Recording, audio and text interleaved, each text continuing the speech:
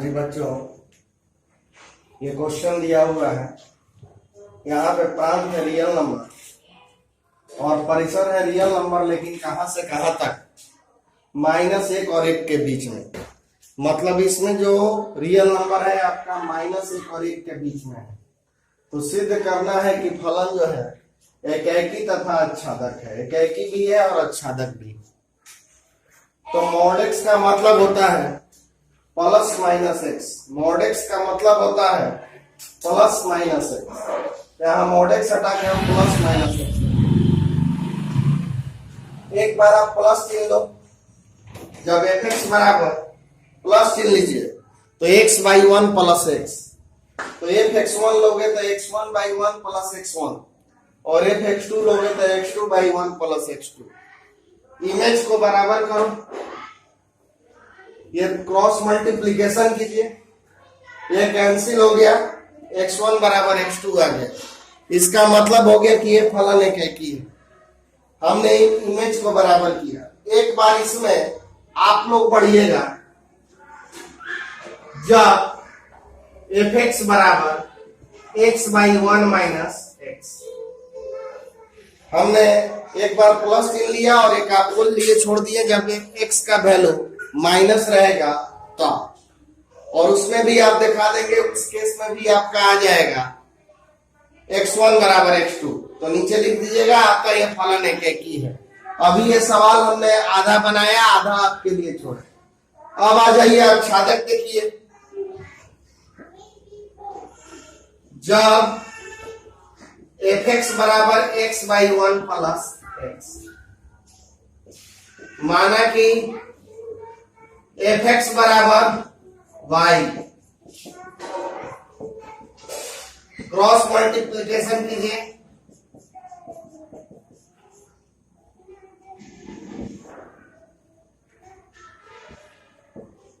xy बराबर x minus y।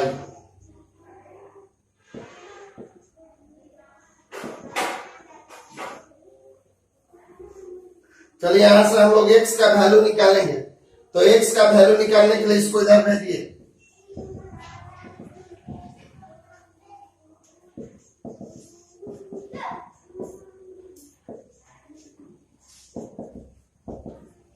अब देखो y का वैल्यू कहां से कहां तक है?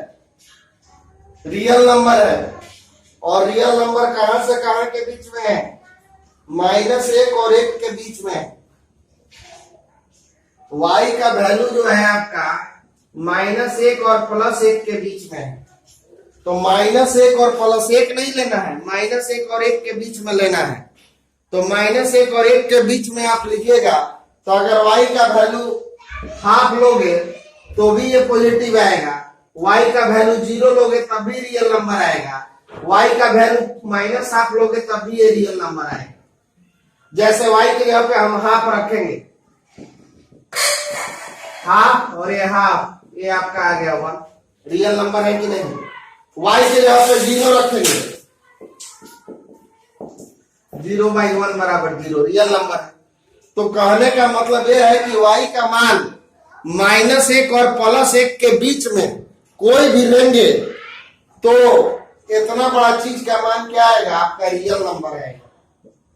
y1 माइनस y जो है रियल नंबर है, यानी x जो है आपका रियल नंबर है, अतः यह अच्छादक है। और इसी तरह से एक बार आप माइनस वाला को लेके बनाइएगा, इसी तरह से एक बार आप माइनस वाला को भी लेके बनाएंगे। फलन एकैकी है। बहुत आसान सवाल है बच्चों, बस एकैकी प्रूफ करना है। एकैकी प्रूफ करना है इसमें। तो x है आपका x3, fx1 लीजिएगा, हो गया x1 क्यूब। fx2 लीजिएगा, x2 क्यूब। इमेज बराबर करो,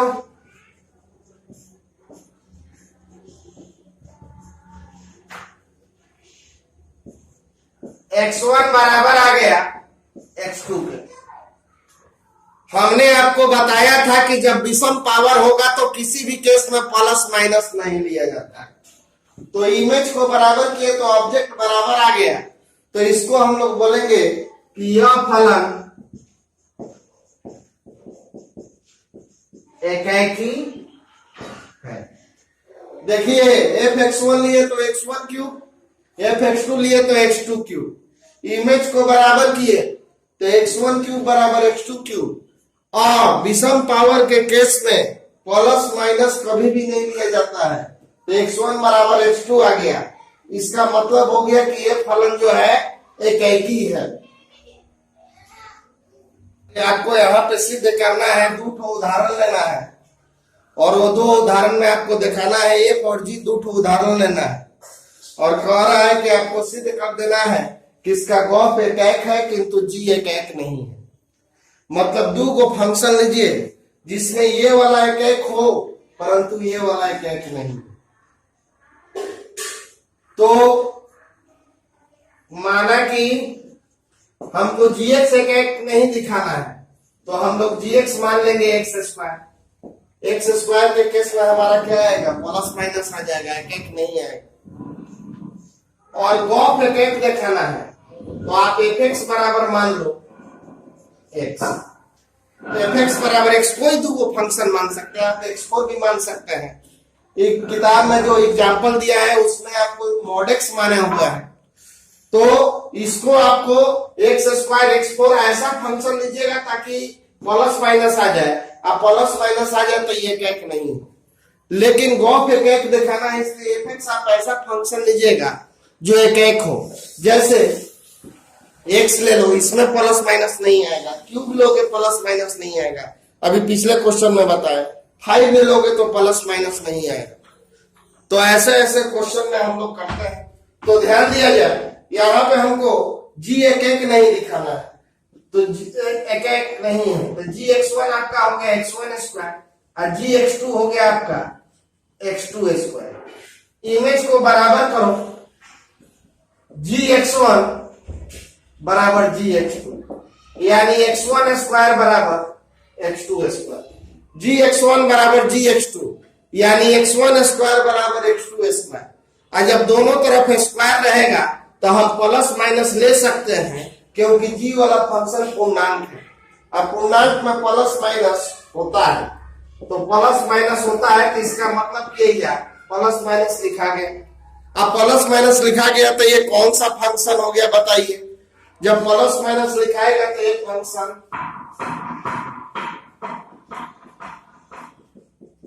आता है एकैक नहीं।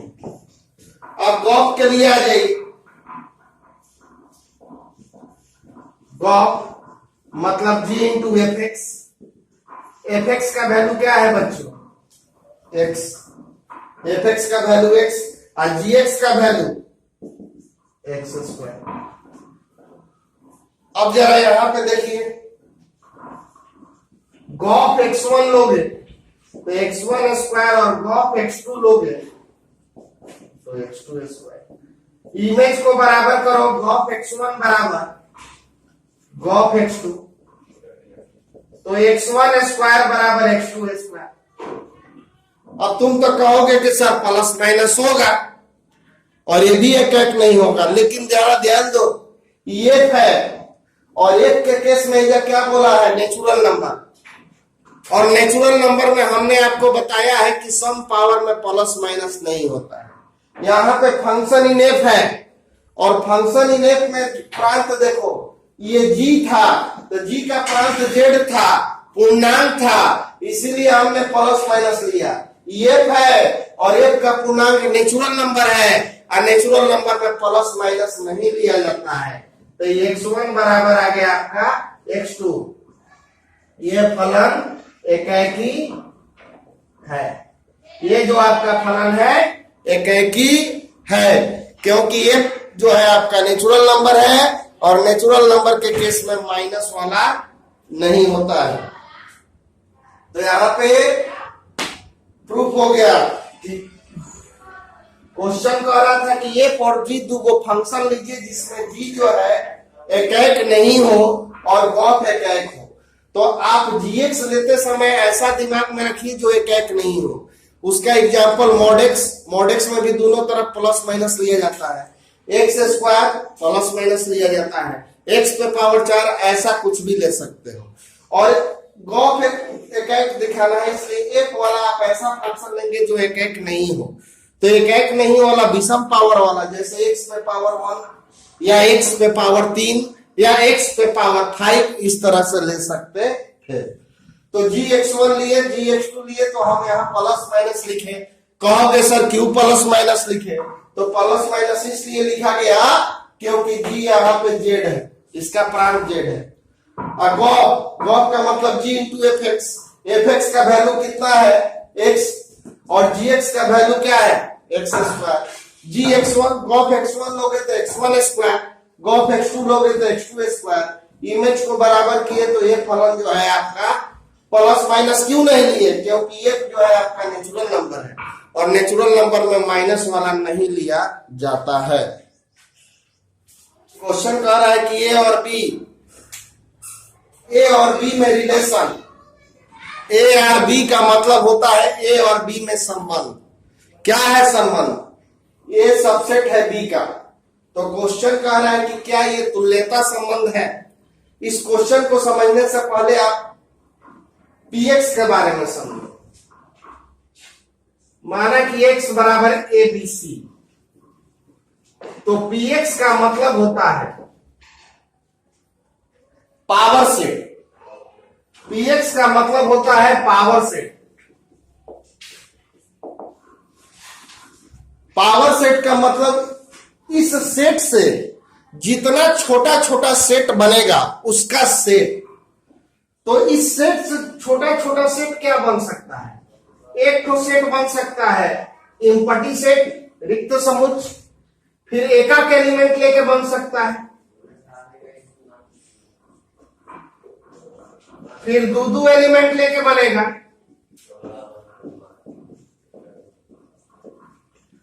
और फिर तीन एलिमेंट लेके बनेगा। तो देखिए इस सेट से कितना तरह से छोटा छोटा सेट, तो 3 एलिमेंट का, 2 एलिमेंट का, 1 एलिमेंट का और एक भी एलिमेंट का। और इसी को हम लोग कहते हैं पावर सेट, घात समुच्चय हिंदी में कहते हैं। तो एक्स एबीसी है तो पावर सेट ए वाला हो गया। और क्वेश्चन में कह रहा है कि ए और बी पीएक्स के उप समुच्चय है।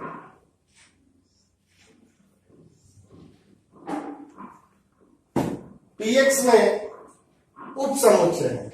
ए और बी क्या है? पीएक्स में उप समुच्चय है, मतलब ए और बी इन्हीं में से कोई ना कोई एलिमेंट है। तो आपको ए और बी इसी में से कोई लेना है। तो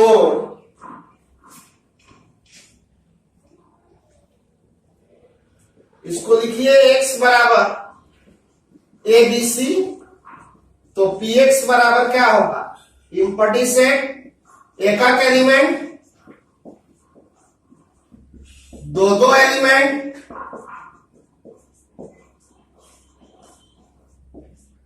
और तीनों एलिमेंट। इतना तरह से सेट बन सकता है। अब ए और बी जो है इसी में से कोई दुठो है। तो माना कि बी बराबर ए बी और ए बराबर ए, हमने मान लिया बी बराबर ए बी और ए बराबर ए। अब आप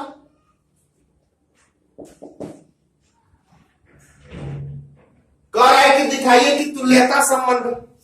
तुल्यता संबंध के लिए फलन को सम्मित होना चाहिए, समतुल्य होना चाहिए और संक्रामक होना चाहिए। आइए समतुल्य देख ले पहले।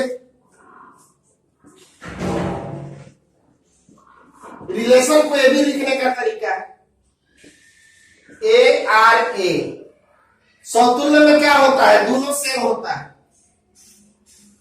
ए आर ए मतलब एस, तो कोई भी सेट अपने आप का उपसमुच्चय होता है, कोई भी सेट अपने आप का उपसमुच्चय होता है, मतलब ये वाला ए आर ए जो है सही है, अतः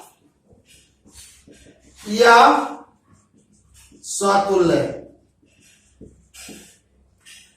अब आप सममित जांच कीजिए। सममित के लिए क्या कीजिएगा, माना कि A B belongs to R, हमने मान लिया कि ए जो है बी का सबसेट है, देखो है ना, ए जो है वो बी का सबसेट है। सबसेट का मतलब ए का जितना एलिमेंट है सब बी में है।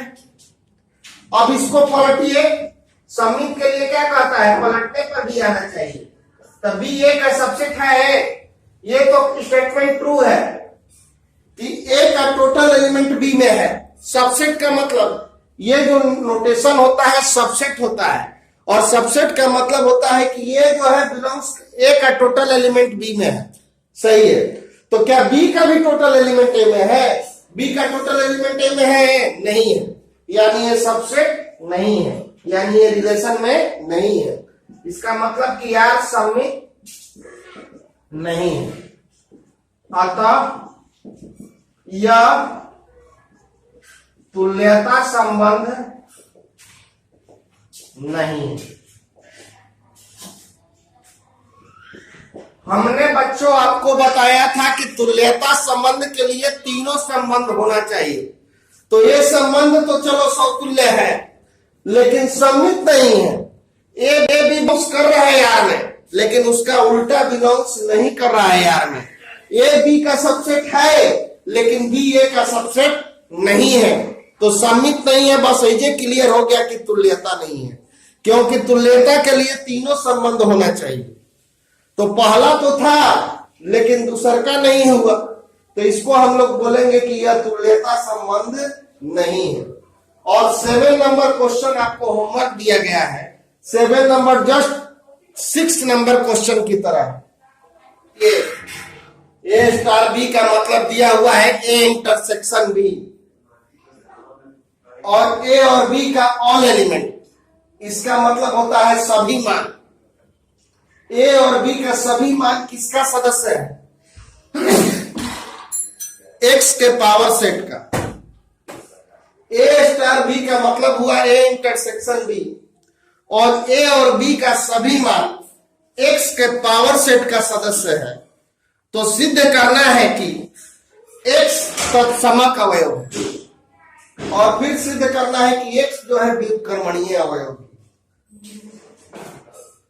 बच्चों फिर से एक बार समझिए, एक्स मान लो कि एबीसी है, तो पावर सेट इसका क्या होगा, पावर सेट का मतलब इससे बनाया गया छोटा छोटा सेट या इसके बराबर सेट कौन कौन होगा। तो ये वो होगा इम्पटी सेट, एक ए, एक बी, एक C, A B, B C, A C, A B C, इससे बनाया बना छोटा छोटा सेट ये सब होगा। अब क्वेश्चन कह रहा है कि सिद्ध कीजिए कि एक्स तत्समक अवयव है, और ए और बी आपको कहां से लेना है, इसमें से ही लेना है। तो इसमें से ही लेना है आपको। तो जैसे मान लो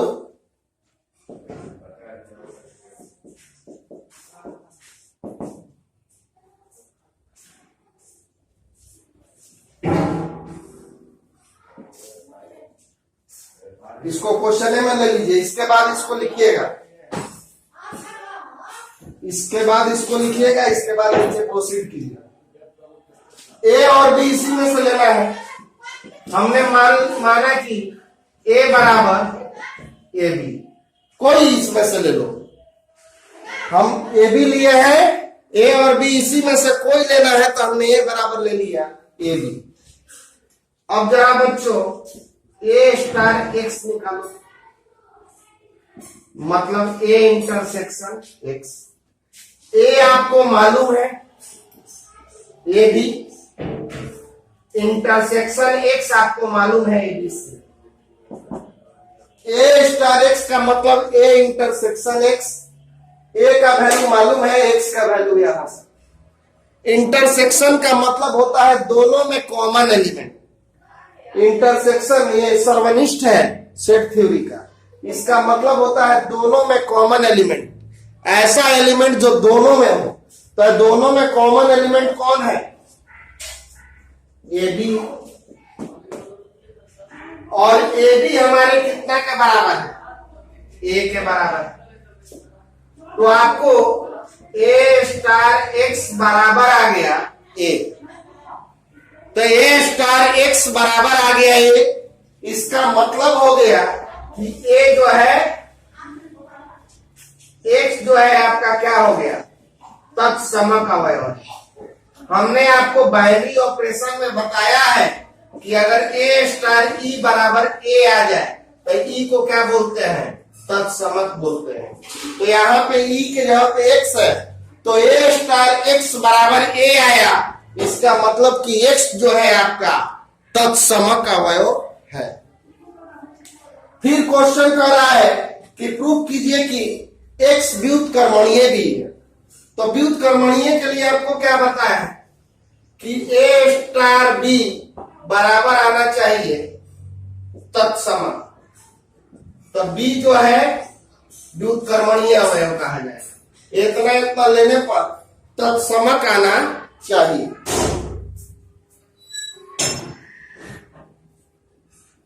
एस बराबर है एबीसी, पी बराबर है 1 2 3,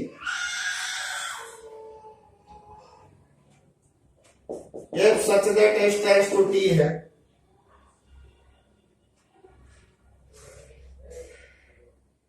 और पहला क्वेश्चन कह रहा है f का वैल्यू a3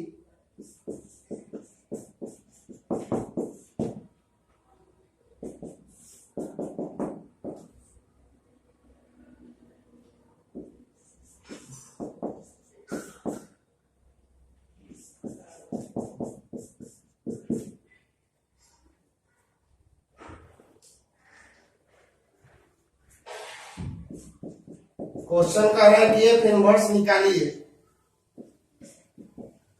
यदि इसका अस्तित्व है। हाँ जी बच्चों, एस बराबर दिया हुआ है एबीसी, टी बराबर दिया हुआ है 1 2 3, एफ एक फंक्शन है such that S tends to T, और एफ का वैल्यू ये दिया हुआ है और एफ का वैल्यू, तो एफ इनवर्स निकालना है यदि इसका अस्तित्व है तो बच्चों पहला क्वेश्चन देखिए, पहले तो देखना है कि इसका अस्तित्व है कि नहीं। ये आपका हो गया एस और ये आपका हो गया टी, ए बी सी 1 2 3। चलो ए का किससे रिलेशन है? 3 से, बी का 2 से, सी का 1 से। यह फलन एकाकी और आच्छादक है। एकाकी क्यों है? प्रत्येक का एकाग्र प्रतिबिंब बन रहा है। आच्छादक क्यों है? कोई भी एलिमेंट खाली नहीं है। एकाकी क्यों है? प्रत्येक का एक एलिमेंट बन रहा है। और आच्छादक क्यों है? कोई भी एलिमेंट खाली नहीं है। इसका मतलब एक इनवर्स का अस्तित्व है। तो निकालो, तो एफ बराबर क्या है बच्चों? एफ बराबर है A3 B2 C1। तो एफ इनवर्स बताया है आपको, कैसे निकालेंगे इस तरह का एफ इनवर्स? बस स्थान चेंज कर दीजिए, 3A 2B 1C, और यही आपका हो गया एफ इनवर्स। स्थान चेंज कर दिया। दूसरा क्वेश्चन में देखिए,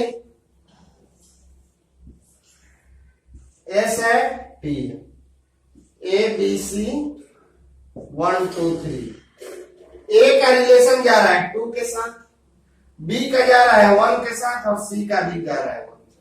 ये फलन न तो एकैकी है ना आच्छादक है। एकैकी क्यों नहीं है? दूगो का एगो प्रतिबिंब है, इसलिए एकैकी नहीं है। आच्छादक क्यों नहीं है? ये वाला खाली है। हम लोग लिखेंगे चूंकि यह फलन एकैकी तथा आच्छादक नहीं है, अतः एकैकी तथा आच्छादक नहीं है, अतः एक इन्वर्स का अस्तित्व नहीं। जब एकैकी आच्छादक नहीं है तो एक इन्वर्स का अस्तित्व है। ये फलन एगो का एगो खालियो नहीं है, एकैकी आच्छादक है। और एक इन्वर्स निकालना है, बस एक्स वाई कोऑर्डिनेट आपस में चेंज कर दीजिए। ये एकैकी आच्छादक नहीं है तो अस्तित्व नहीं है, तो वैल्यू कहां से निकलेगा?